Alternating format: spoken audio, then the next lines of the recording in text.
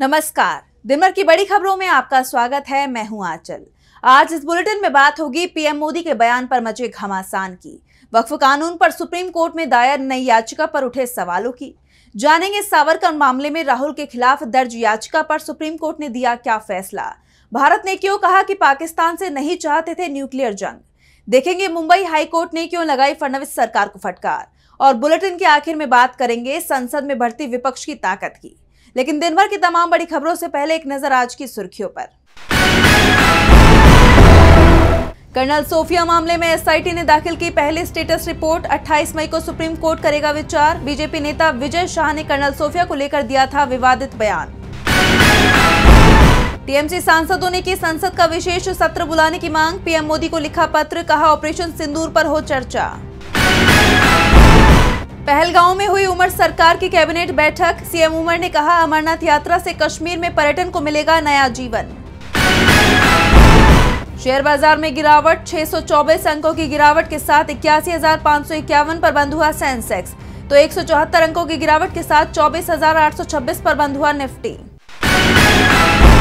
ये तो थी सुर्खियां। अब बात आज की सबसे बड़ी खबर की। ऑपरेशन सिंदूर को लेकर विपक्ष की तरफ से सरकार से सफाई मांगी जा रही है। संसद का विशेष सत्र बुलाने की मांग हो रही है। पीएम से सवाल पूछे जा रहे हैं। ये भी मांग हो रही है कि पीएम सर्वदलीय बैठक बुलाएं। लेकिन पीएम मोदी विपक्ष की किसी भी डिमांड को नहीं मान रही हैं। हाँ, रैलियों में जरूर ऑपरेशन सिंदूर का मुद्दा उठा रही हैं, लेकिन इसमें भी सियासत करने की कोशिश हो रही है। गुजरात में पीएम मोदी ने कश्मीर को लेकर जो बयान दिया, उस पर बीजेपी घिर गई है। पीएम मोदी ने एक बार फिर कांग्रेस को कोसने की कोशिश की। भारत और पाकिस्तान के बीच चल रहे संघर्ष के लिए तत्कालीन कांग्रेस सरकार को और पूर्व पीएम नेहरू को जिम्मेदार बताया, लेकिन कांग्रेस ने भी मोदी सरकार को और खासकर पीएम मोदी को खरी खोटी सुना दी। कांग्रेस नेता पवन खेड़ा ने बाकायदा प्रेस कॉन्फ्रेंस कर पीएम मोदी के साथ पूरी बीजेपी को ही आड़े हाथ ले लिया। यहाँ तक कि कांग्रेस ने कह दिया कि चुनौतियों से निपटने और विदेश नीति में मोदी सरकार पूरी तरह फेल है। पवन खेड़ा ने कहा, जहां एक तरफ कांग्रेस पार्टी और पूरा विपक्ष देश हित में डटा हुआ है, वहीं 22 अप्रैल की रात से आज तक बीजेपी की ओछी राजनीति में कोई कमी नहीं आई है। एक तरफ पूरे देश में आवाज उठ रही थी कि पाकिस्तान को जवाब दिया जाए, आतंकियों के खिलाफ कदम उठाए जाएं।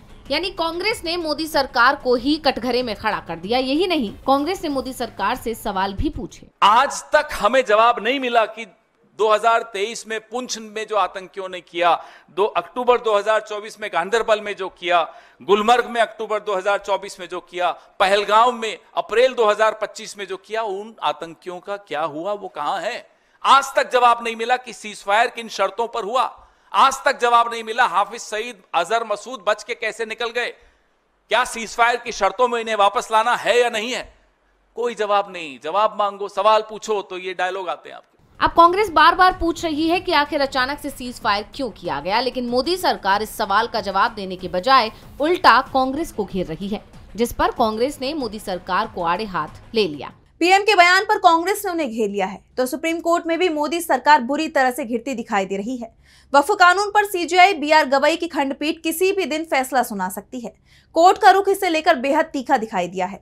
ऐसे में सरकार वक्फ कानून को लेकर पेच फंसाने में जुट गई है, जिसके बाद सुप्रीम कोर्ट ने केंद्र सरकार को नोटिस जारी कर दिया है। तो क्या है पूरा मामला, जानने के लिए देखिए रिपोर्ट। वक्फ कानून पर मोदी सरकार पहले से ही बुरी तरह फंसी हुई है। सुप्रीम कोर्ट 2025 के वक्फ कानून को चुनौती देने वाली याचिकाओं पर सुनवाई पूरी कर चुका है। किसी भी दिन सीजेआई बीआर गवई की खंडपीठ फैसला सुना देगी। सुनवाई के दौरान ये भी साफ हो गया कि याचिकाकर्ताओं की तरफ से दी गई दलीलों का सरकार के पास जवाब नहीं दिख रहा था। ऐसे में इस कानून पर कोर्ट के फैसले को लटकाने की कोशिश भी हो रही है। अब 1995 के वक्फ कानून को चुनौती दी गई है, जिसका बचाव याचिकाकर्ताओं की तरफ से किया गया है। और सबसे बड़ी बात तो ये है कि सुप्रीम कोर्ट ने जब इस नई याचिका पर सवाल उठाए, तो केंद्र सरकार ही याचिकाकर्ता के समर्थन में खड़ी हो गई, जिसके बाद सुप्रीम कोर्ट को तमाम पक्षकारों को नोटिस जारी करना पड़ा। कोर्ट में निखिल उपाध्याय की तरफ से 1995 के वक्फ कानून को चुनौती दी गई, जिस पर सीजेआई ने सवाल किया कि इतने सालों बाद अब 1995 के अधिनियम को चुनौती क्यों दी जा रही है। इस पर याचिकाकर्ता की वकील अश्विनी उपाध्याय ने कहा कि 2013 का संशोधन भी चुनौती के दायरे में है, लेकिन सीजेआई ने इस पर भी सवाल उठाया और कहा कि 2013 से 2025 यानी 12 साल हो गए हैं। आखिर हम इस याचिका पर विचार क्यों करें? याचिका खारिज होती उससे पहले ही केंद्र सरकार की एंट्री हो गई।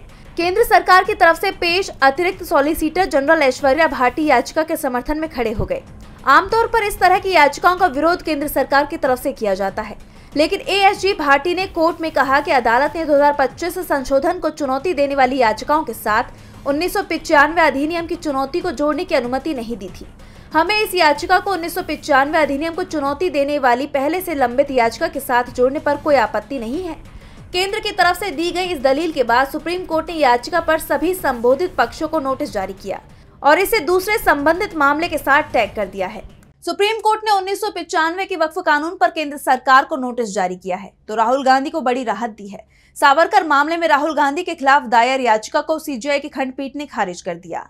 तो क्या है पूरा मामला, देखिए इस रिपोर्ट में। कांग्रेस सांसद राहुल गांधी को सावरकर मामले में सुप्रीम कोर्ट से बड़ी राहत मिली है। सावरकर के खिलाफ टिप्पणी के मामले में राहुल गांधी के खिलाफ दायर याचिका को सुप्रीम कोर्ट ने खारिज कर दिया। ये याचिका पंकज कुमुद चंद्र फडणवीस ने दायर की थी। सुप्रीम कोर्ट ने याचिका को खारिज करते हुए तर्क दिया कि इससे याचिकाकर्ता का मौलिक अधिकार प्रभावित नहीं हो रहा है। ऐसे में याचिका सुनवाई योग्य नहीं है और इसे खारिज किया जाता है। याचिकाकर्ता पंकज मुद चंद्र फडणवीस ने दावा किया था कि राहुल गांधी की टिप्पणियां स्वतंत्रता संग्राम से जुड़े व्यक्तियों के सम्मान को ठेस पहुंचाती हैं और ये युवा पीढ़ी को गलत तरीके से प्रभावित कर सकती हैं। याचिका में मांग की गई थी कि स्वतंत्रता संग्राम के नायकों, खासकर सावरकर जैसे व्यक्तियों का सम्मान करना सभी का मौलिक अधिकार है। याचिकाकर्ता का कहना था कि राहुल गांधी ने सावरकर के बारे में ऐसी टिप्पणियां की जो न सिर्फ उनका अपमान करती हैं, बल्कि युवाओं के मन में स्वतंत्रता सेनानियों के प्रति गलत धारणा पैदा कर सकती हैं। सीजीआई गवाई ने याचिकाकर्ता से सवाल पूछा कि आपके मौलिक अधिकार का उल्लंघन क्या है। याचिकाकर्ता ने जवाब दिया कि विपक्ष के नेता मौलिक कर्तव्यों का उल्लंघन नहीं कर सकते। अनुच्छेद 51A मौलिक कर्तव्य, विपक्ष के नेता मेरे मौलिक कर्तव्यों में बाधा नहीं डाल सकते। सीजीआई ने जवाब दिया कि अनुच्छेद 32 की याचिका सिर्फ मौलिक अधिकारों के उल्लंघन के लिए ही स्वीकार की जा सकती है। खंडपीठ ने ये देखते हुए याचिका खारिज कर दी कि संविधान के अनुच्छेद 32 के तहत याचिका में मांगी गई राहत नहीं दी जा सकती। कोर्ट ने ये भी साफ किया कि याचिका में उठाए गए मुद्दे मौलिक अधिकारों के दायरे में नहीं आते और इस आधार पर याचिका को खारिज कर दिया गया। राहुल गांधी को घेरने की बीजेपी की कोशिश हर बार सुप्रीम कोर्ट पहुंचते पहुंचते नाकाम हो जाती है, तो दूसरी तरफ मोदी सरकार पर उल्टे कई सवाल उठ रहे हैं।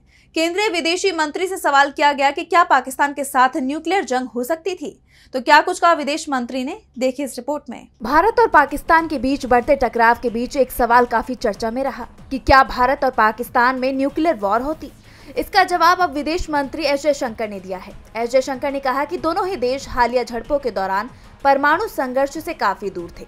उन्होंने कहा कि भारतीय पक्ष ने पाकिस्तान की धरती पर सिर्फ आतंकवादी ठिकानों पर ही बिना किसी उकसावे के सटीक हमले किए थे। भारत और पाकिस्तान के परमाणु संघर्ष के करीब होने को लेकर पूछे गए सवाल का जवाब देते हुए एस जयशंकर ने कहा कि हम इससे बहुत बहुत दूर थे। हमारा टारगेट सिर्फ आतंकवादी ठिकाने थे, जो कि बहुत ही सोच समझकर उठाए गए कदम थे और उन्हें बढ़ाने की जरूरत नहीं थी। एस जयशंकर ने हाल ही में नीदरलैंड, डेनमार्क और जर्मनी का दौरा किया था, जहां उन्होंने आतंकवाद को लेकर पाकिस्तान की पोल खोली थी और साथ ही ऑपरेशन सिंदूर की जानकारी दी थी। उन्होंने कहा कि पाकिस्तान में आतंकवाद बहुत खुला कारोबार है और दोनों देशों के बीच टकराव के कारण परमाणु समस्या पैदा होने की बातें सिर्फ आतंकवाद जैसी भयानक गतिविधियों को ही बढ़ावा देती हैं। बता दें कि पहलगांव घटना का बदला लेने के लिए भारत के जरिए चलाए गए ऑपरेशन सिंदूर के बाद भारत और पाकिस्तान के बीच तनाव बढ़ गया।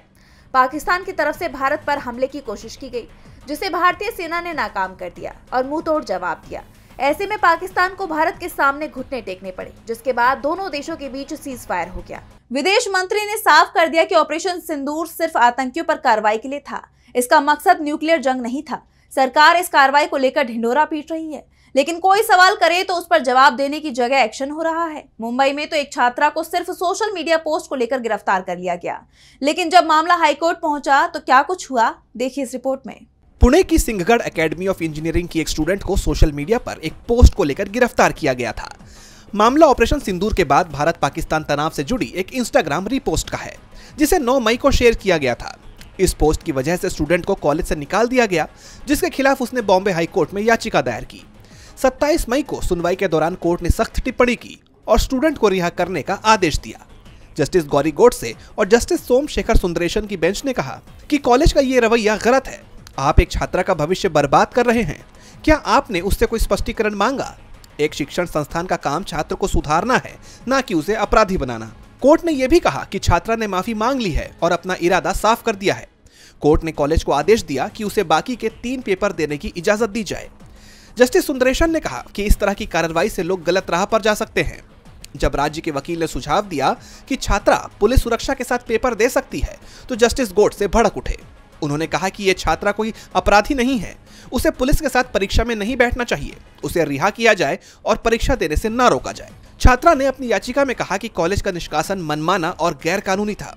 कोर्ट का ये रुख दिखाता है कि वो छात्रा के भविष्य को लेकर संवेदनशील है और इसलिए वो छात्रा की पढ़ाई को प्राथमिकता देने का काम कर रहा है। बंबई हाई कोर्ट ने महाराष्ट्र की फडणवीस सरकार को जमकर फटकार लगाई और छात्रा को रिहा करने का आदेश तक दे दिया। कोर्ट के फैसले से फडणवीस सरकार पर सवाल उठ रहे हैं, लेकिन जवाब देने की जगह कार्रवाई हो रही है, फिर चाहे वो बीजेपी के विधायक ही क्यों ना हो। बीजेपी ने अपने 2 विधायकों को पार्टी की नीतियों पर सवाल उठाने के चलते बाहर का रास्ता दिखा दिया है।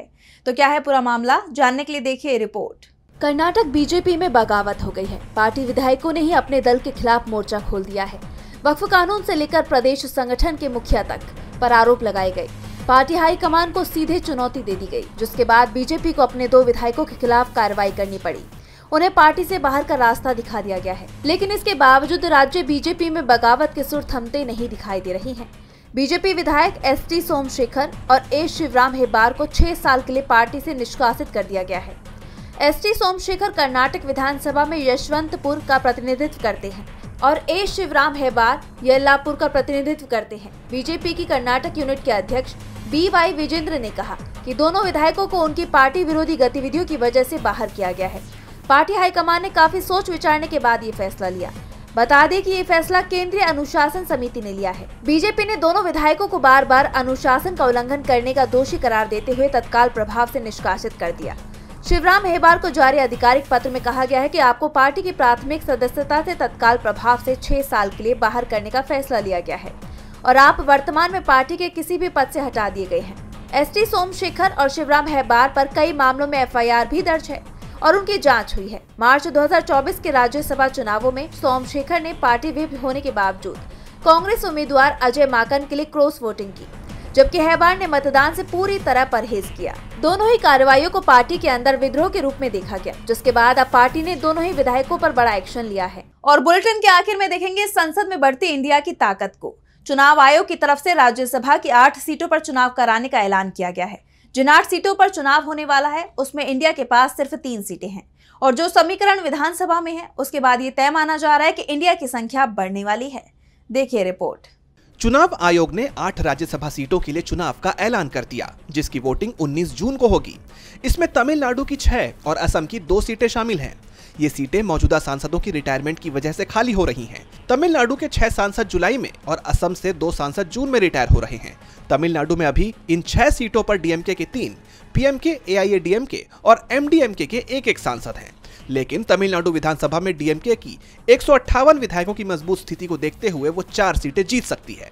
अगर डीएमके अपनी सहयोगी कांग्रेस को 1 सीट देती है तो भी इंडिया गठबंधन को फायदा होगा, यानी 1 सीट का फायदा इंडिया गठबंधन को होना तय है। वहीं असम में 2 सीटें खाली हो रही हैं, जो अभी बीजेपी और उसके सहयोगी असम गण परिषद के पास है। असम विधानसभा में एनडीए के 80 विधायक हैं, जिससे बीजेपी 1 सीट आसानी से जीत सकती है, जबकि दूसरी सीट इंडिया गठबंधन के हिस्से में जाना तय माना जा रहा है। यानी राज्यसभा चुनाव में जहां एनडीए को झटका लगता दिख रहा है, तो इंडिया गठबंधन को बढ़त मिलती दिख रही है। फिलहाल राज्यसभा में एनडीए के 128 और विपक्ष के 89 सांसद हैं। इन चुनावों के बाद विपक्ष की सीटें बढ़कर 91 हो सकती हैं, जबकि एनडीए की घटकर 126 रह सकती हैं। यानी एनडीए की ताकत राज्यसभा में कम हो जाएगी। तो आज इस बुलेटिन में बस इतना ही। आप देखते रहिए डीबी लाइव। नमस्कार।